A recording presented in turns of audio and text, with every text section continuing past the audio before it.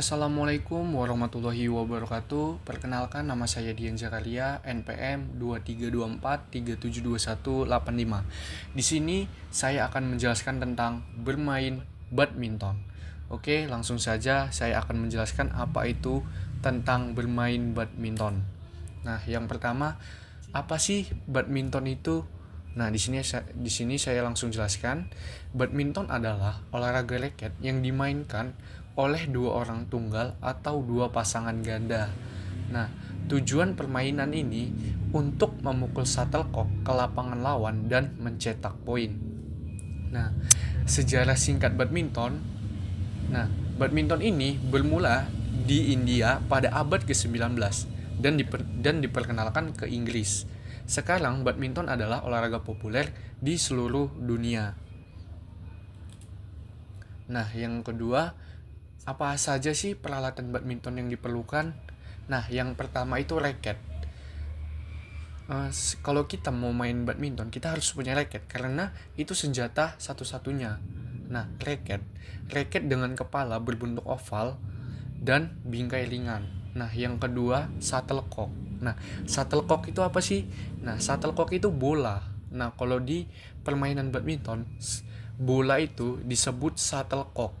Nah, shuttlecock ini bulu ayam yang dipasang pada dasar plastik atau gabus. Nah, yang ketiga, sepatu badminton. Nah, kita dalam badminton ini harus punya sepatu badminton juga. Nggak mungkin kan kita bermain badminton ceker ayam. Kalau nggak pakai sepatu, nanti lecet kakinya. Nah, sepatu badminton ini sol karet untuk memberikan cengkraman yang baik di lapangan. Nah, yang keempat itu kita harus punya jaring badminton. Nah, tinggi jaring badminton untuk tunggal 1,55 meter untuk tunggal dan 1,5 meter untuk ganda. Nah, yang ketiga kan, aturan dasar badminton. Nah, jumlah pemain dalam badminton itu ada tunggal dan ganda. Tunggal ini 1 lawan 1, ganda 2 lawan 2. Ganda ini bisa ganda campuran, ganda biasa. Nah, kalau ganda campuran itu ganda cowok dan cewek. Kalau ganda biasa ya ganda men's double namanya. Kalau men's double ini cowok-cowok. Nah, yang kedua, lapangan. Nah, panjang lapangan badminton itu 13,4 meter. Lebar 5,18 meter untuk tunggal. Nah, 6,1 meter untuk ganda. Kenapa lebar lapangan badminton untuk tunggal dan ganda beda? Karena kalau untuk tunggal garis tengah 2 itu tidak dimainkan untuk di ganda, tapi kalau di ganda dimainkan garis tengah 2 itu, makanya lebih lebar lapangan untuk ganda daripada untuk tunggal. Nah, yang ketiga ada poin. Poin diberikan ketika shuttlecock jatuh di lapangan lawan. Permainan biasanya dimainkan hingga 21 poin dengan sistem rally point. Nah, sistem rally point ini, misal nih, kalau kita masuk poin kita itu genap. Nah, kalau genap itu di kanan. Nah, kalau tidak genap ataupun ini di kiri. Nah, jadi kalau kita posisi poin kita genap, kita servis ke yang genap. Kalau kita nggak genap ke kiri, servis ke kiri. Nah, teknik dasar bermain badminton. Nah, grip atau pegangan raket. Nah, pegangan dasar yang baik atau penting, ada beberapa jenis pegangan seperti pegangan forehand dan backhand. Nah, kalau pegangan forehand itu seperti gini, kalau backhand itu gini. Ini pukulan backhand, ini forehand. Nah, yang kedua, posisi dasar. Posisi tubuh yang fleksibel, siap untuk bergerak cepat ke segala arah. Nah, yang tiga, gerakan dasar. Gerakan dasar dalam badminton itu ada service, drive, smash, net shot, dan clear. Nah, yang keempat, teknik service. Nah, service di dalam badminton itu ada service pendek dan service panjang. Nah, service pendek ditembakkan dengan gerakan pendek, shuttlecock jatuh dekat net. Sedangkan servis panjang ditembakkan dengan gerakan tangan lebih panjang, shuttlecock menuju belakang lapangan.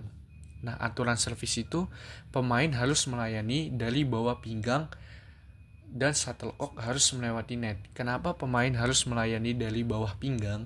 Karena kalau kita servis di atas pinggang itu disebut servis menyerang. Nah, kalau servis menyerang itu dianggap foul. Gerakan dasar dalam badminton. Nah, gerakan dasar itu ada smash, clear, drive, net shot. Nah, smash ini pukulan keras yang diarahkan ke bawah untuk mencetak poin. Nah, clear pukulan panjang dan tinggi untuk membawa shuttlecock ke belakang lapangan lawan. Nah, drive pukulan cepat dan lurus di atas net. Nah, net shot pukulan tipis yang membuat shuttlecock hampir menyentuh net. Nah, strategi bermain badminton. Nah, yang pertama itu pertahanan dan serangan. Bermain dengan cerdas, memilih waktu yang tepat untuk menyerang dan bertahan. Nah, yang kedua, posisi di lapangan. Untuk bermain ganda, kedua harus saling melengkapi dalam bergerak. Karena kalau dari pemain ganda dan pemain tunggal itu lebih susahan bermain ganda. Karena kita kalau bermain ganda harus saling komunikasi. Kalau tidak saling komunikasi bakal susah. Nah, yang ketiga, membaca gerakan lawan, mengantisipasi gerakan lawan dan menggunakan kecepatan serta ketepatan untuk mencetak poin. Nah, manfaat bermain badminton. Nah, bermain badminton ini banyak manfaatnya. Yang pertama, kesehatan fisik. Kedua, meningkatkan konsentrasi. Nah, yang ketiga ini sosial dan hiburan. Nah, kesehatan fisik ini meningkatkan daya tahan tubuh, kekuatan otot, dan kelincahan. Selain itu masih banyak lagi. Nah, yang kedua, meningkatkan konsentrasi. Olahraga ini membantu melatih konsentrasi dan koordinasi di mata tangan. Nah, yang ketiga, kenapa bermain badminton itu termasuk sosial dan hiburan? Karena badminton mempererat hubungan sosial karena dimainkan dalam kelompok. Nah, kalau kita bermain badminton kan 2 orang, 3 orang, 4 orang udah bisa bermain badminton. Jadi itulah disebut sosial dan hiburan. Nah, jadi kesimpulan dalam bermain badminton. Nah, badminton itu adalah olahraga yang menyenangkan dan menantang. Kenapa dibilang menyenangkan? Karena seru itu olahraga badminton ini. Kita nggak perlu banyak orang untuk memainkan permainan ini. Kita hanya butuh 2 orang saja, kita sudah bisa bermain olahraga ini. Nah, yang kedua, menantang, baik dimainkan secara kompetitif maupun rekreasi. Nah, kalau secara kompetitif dalam permainan badminton ini kita seperti mengikuti turnamen. Nah, kalau rekreasi ini sekedar hiburan saja. Nah, jadi ajakan untuk permainan badminton, ayo coba bermain badminton karena selain sehat, permainan ini juga bisa mempererat silaturahmi. Oke, segitu.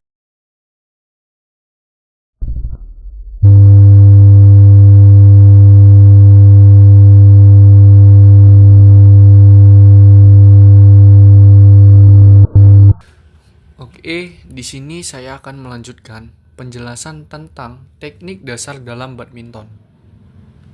Nah, yang pertama, cara memegang raket atau grip. Teknik American grip dapat dilakukan dengan cara menggenggam tangkai raket, lalu memosisikan ibu jari dan telunjuk agar saling menempel atau bersentuhan, sehingga membuat bentuk huruf O. Teknik pegangan ini efektif digunakan apabila kamu ingin melakukan pukulan smash, namun tidak efektif apabila kamu menggunakan untuk pukulan backhand. Nah, ini contoh cara memegang raket. Nah, ini angle 1 tangan kanan, ini untuk pegangan tangan kiri. Nah, yang kedua, backhand grip. Teknik backhand grip dapat dilakukan dengan cara menggenggam tangkai raket lalu memosisikan ibu jari di belakang tangkai dan menekannya seolah-olah ibu jarilah yang menjadi penyongkong raket. Nah, ini dia cara memegang backhand grip. Nah, angel pertama ibu jari 4 berada di depan. Angel kedua jari jempol cenderung ke belakang. Nah, angel ketiga seperti ini. Dia hampir berbentuk O. Nah, forehand grip. Jika teknik backhand grip menggunakan ibu jari sebagai penyongkong utama, teknik forehand grip menggunakan jari telunjuk, tengah, manis, dan kelingking sebagai penyongkongnya. Umumnya teknik ini dilakukan untuk gerakan permainan yang lincah. Nah, ini forehand grip.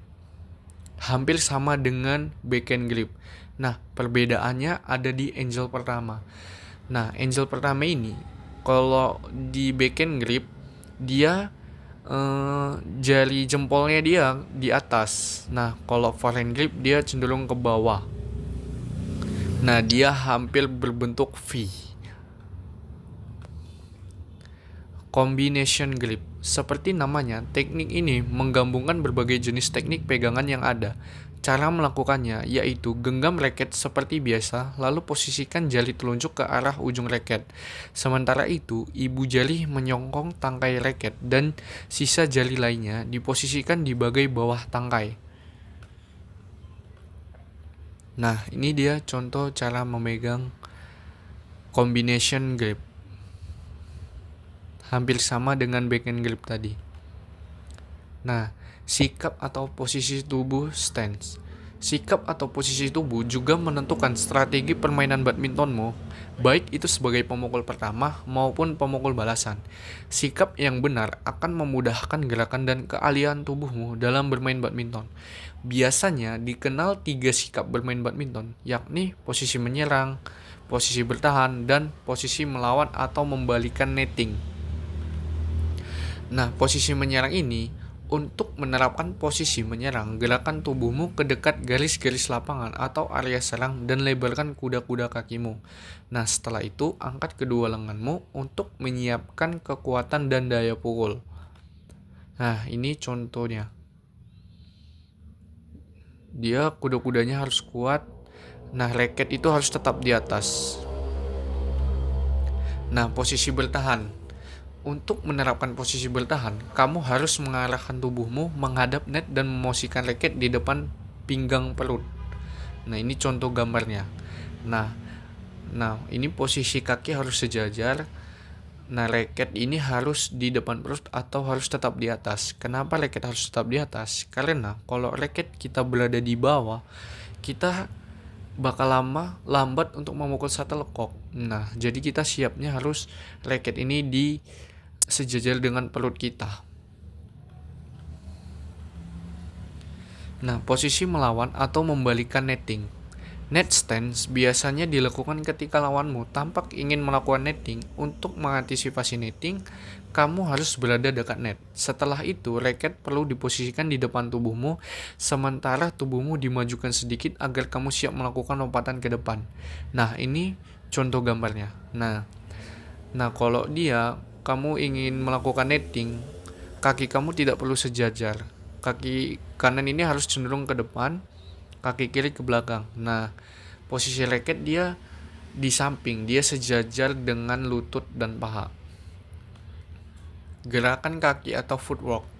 Gerakan kaki pun perlu untuk diatur. Ada 4 tips yang dapat kamu lakukan agar pergerakan bermainmu optimal. Pertama, pastikan base atau starting point kamu. Kemudian ingat. Kedua, mundurlah maksimal 3 langkah jika perlu mundur. Nah, ketiga, bergerak ke kanan kirilah maksimal 1 langkah bila diperlukan. Keempat, kamu hanya boleh maju maksimal 3 langkah jika harus maju. Nah, yang